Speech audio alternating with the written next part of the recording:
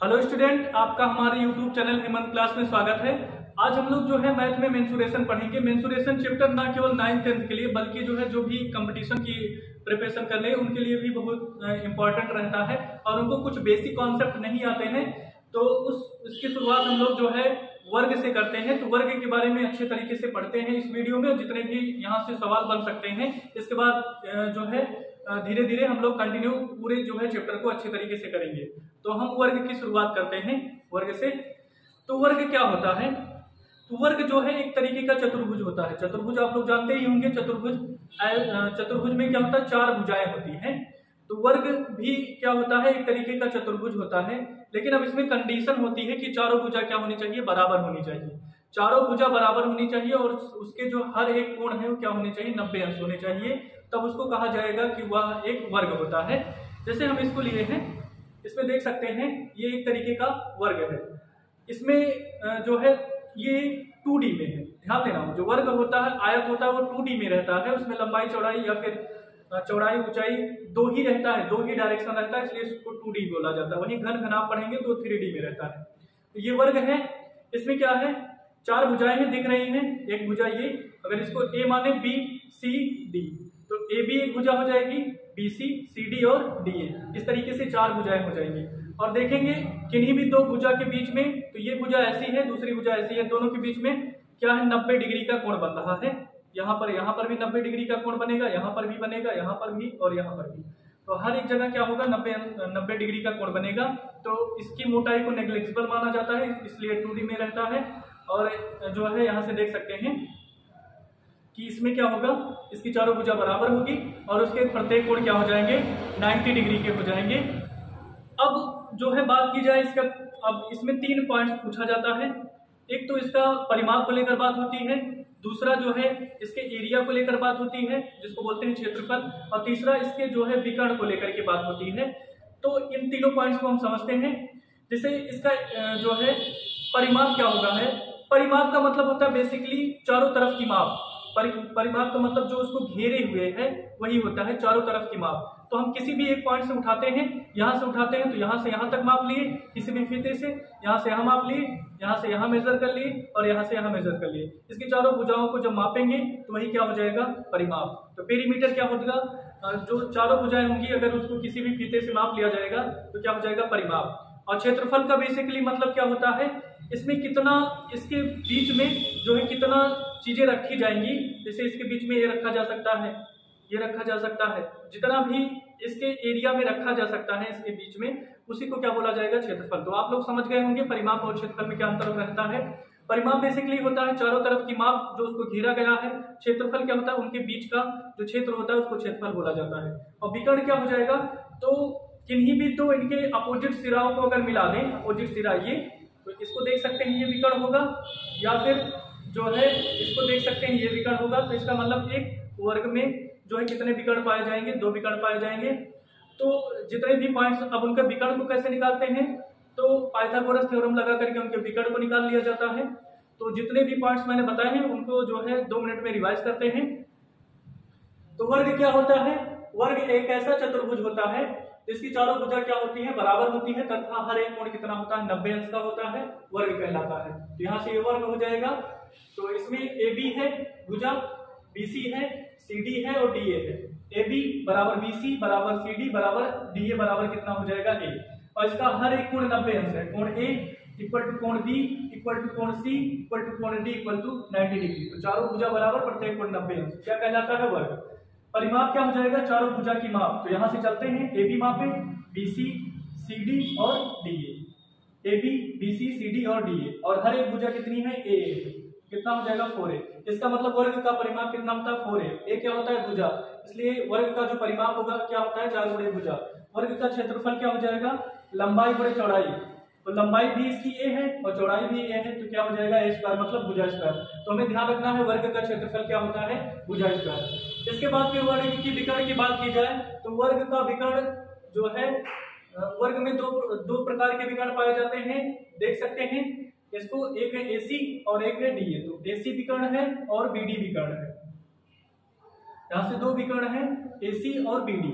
अब इनको निकालते कैसे हैं, तो एक पार्ट को ले लेते हैं, यहाँ से एक विकर्ण निकालना है तो AC हो जाएगा, और ये वाला पॉइंट BC है, और क्या है AB है, ये भी A है, ये भी A है। हम जानते हैं समकोण त्रिभुज क्या होता है, तो समकोण त्रिभुज ऐसा त्रिभुज जिसका एक कोण 90 डिग्री का होता है समकोण त्रिभुज कहलाता है। तो क्या हो जाएगा, ये समकोण त्रिभुज हो जाएगा। तो ये एक समकोण त्रिभुज हो जाएगा। इसमें क्या होगा, AC का स्क्वायर किसके बराबर हो जाएगा, AB का स्क्वायर के बराबर हो जाएगा, और BC के स्क्वायर के बराबर हो जाएगा। AB का मान कितना है, A है, तो A का स्क्वायर हो जाएगा। BC का मान कितना है, A है, तो A स्क्वायर हो जाएगा। इसका मतलब AC बराबर क्या हो जाएगा, AC बराबर हो जाएगा A square 2A square, AC बराबर √2A स्क्वायर। अगर इसको बाहर निकालेंगे तो √2 × A। इसका मतलब वर्ग का जो विकर्ण होता है √2 × भुजा। अगर √2 है और उसमें जो है उसकी भुजा दी गई है, तो दोनों को गुणा करके उसका विकर्ण निकाल सकते हैं।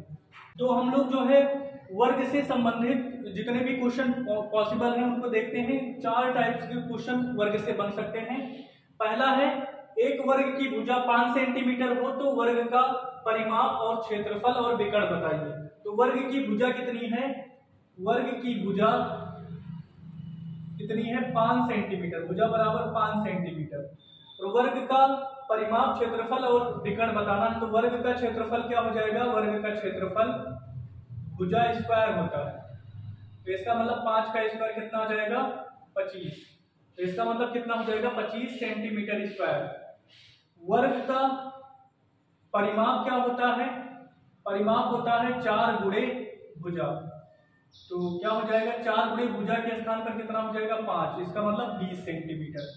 विकर्ण कितना जाएगा, वर्ग का विकर्ण, तो वर्ग का विकर्ण कितना होगा, √2 गुणे भुजा। तो √2 भुजा के स्थान पर कितना है, 5 है। इसका मतलब कितना हो जाएगा, 5√2। इस तरीके से एक भुजा दी जाएगी, उसका परिमाप, क्षेत्रफल और विकर्ण बताना रहेगा। तो हमें कुछ इस तरीके से लगाना पड़ेगा। इसके बाद हम लोग दूसरा सवाल देखते हैं। एक वर्ग का क्षेत्रफल है 36 सेंटीमीटर स्क्वायर, तो उसका परिमाप, भुजा और विकर्ण बताना है। तो वर्ग, अब जो यहाँ पर दिया गया है उसको कर लिख लेते हैं। वर्ग का क्षेत्रफल क्या है, 36 सेंटीमीटर स्क्वायर। और वर्ग का क्षेत्रफल, ये तो बुक के हिसाब से 36 दिया गया है, यहाँ पर ये दिमाग लगाना है, बुक के हिसाब से 36 दिया गया है। तो हमारे हिसाब से क्या होता है, हमारे हिसाब से क्या होता है, 4 गुणे भुजा होता है। सॉरी, वर्ग का क्षेत्रफल हमारे हिसाब से क्या हो जाएगा, हमारे हिसाब से हो जाएगा भुजा स्क्वायर। तो भुजा स्क्वायर का मतलब, भुजा स्क्वायर बराबर कितना हो जाएगा, 36। तो भुजा बराबर कितना आ जाएगा, √36। मतलब √36 को हल करेंगे कितना आ जाएगा, 6। इसका मतलब भुजा का मान कितना आ जाएगा, 6। तो यहाँ से भुजा अगर पता चल गई तो इसका परिमाप कितना होगा, परिमाप बराबर होता है 4 गुणे भुजा। तो 4 गुणे भुजा का मान कितना, 6, कितना आ जाएगा, 24 सेंटीमीटर। इसी तरीके से विकर्ण अगर पूछा जाएगा तो विकर्ण बराबर क्या होगा, √2 गुणे भुजा। तो √2 गुणे भुजा, √2 गुणे भुजा का मान कितना आया है, 6। कितना आ जाएगा, 6√2। तो इस तरीके से हम लोग जो है विकर्ण को निकाल लेंगे, परिमाप को निकाल लेंगे अगर क्षेत्रफल दिया रहेगा। तीसरे क्वेश्चन में देखते हैं। तीसरे क्वेश्चन में क्या बात कही गई है, एक वर्ग का परिमाप जो है 32 सेंटीमीटर है, तो इसका क्षेत्रफल, भुजा और विकर्ण बताना है। तो यहाँ पर फिर लिख लेंगे, वर्ग का परिमाप कितना दिया गया है, 32। और ये तो बुक के हिसाब से 32 दिया गया है, और रियल में परिमाप होता कितना है, तो परिमाप क्या होगा, 4 गुणे भुजा होता है। 4 गुणे भुजा हो जाएगा 32। तो इसका मतलब भुजा बराबर कितना हो जाएगा, यहाँ से देखेंगे तो 32/4। तो 4 8 32। इसका मतलब भुजा का मान कितना आ जाएगा, 8। भुजा 8 आ गई। तो अब क्षेत्रफल क्या हो जाएगा, क्षेत्रफल बराबर क्या होता है, भुजा स्क्वायर। भुजा कितना, 8 का स्क्वायर कितना हो जाएगा, 64। इसी तरीके से विकर्ण क्या हो जाएगा, विकर्ण होगा √2 गुणे भुजा का मान कितना है, 8। कितना हो जाएगा, 8√2। तो ये हो जाएगा विकर्ण।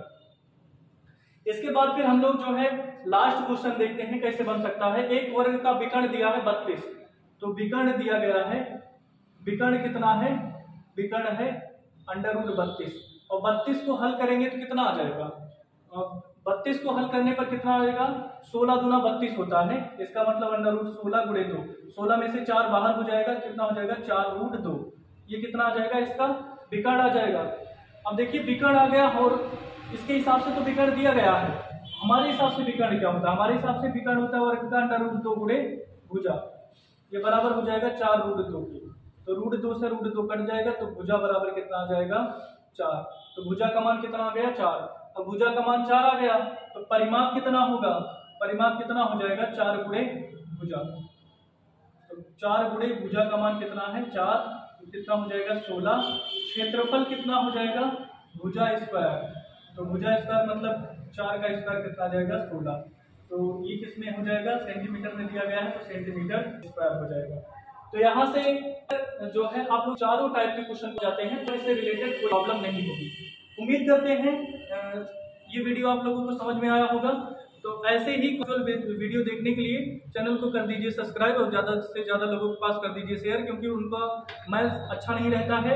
मैथ को यहाँ से समझना चाहिए। अगर मेंसुरेशन को डायरेक्ट घन आप पढ़ेंगे तो उनको समझ में नहीं आता है, इसलिए पहले शुरुआत करनी चाहिए वर्ग से। वर्ग से रिलेटेड जितने भी पॉइंट्स हैं मैंने समझा दिए हैं। उम्मीद करते हैं वीडियो पसंद आया होगा। तो इस वीडियो को यहीं पर करते हैं समाप्त। वीडियो देखने के लिए आपका बहुत बहुत धन्यवाद। Thank you.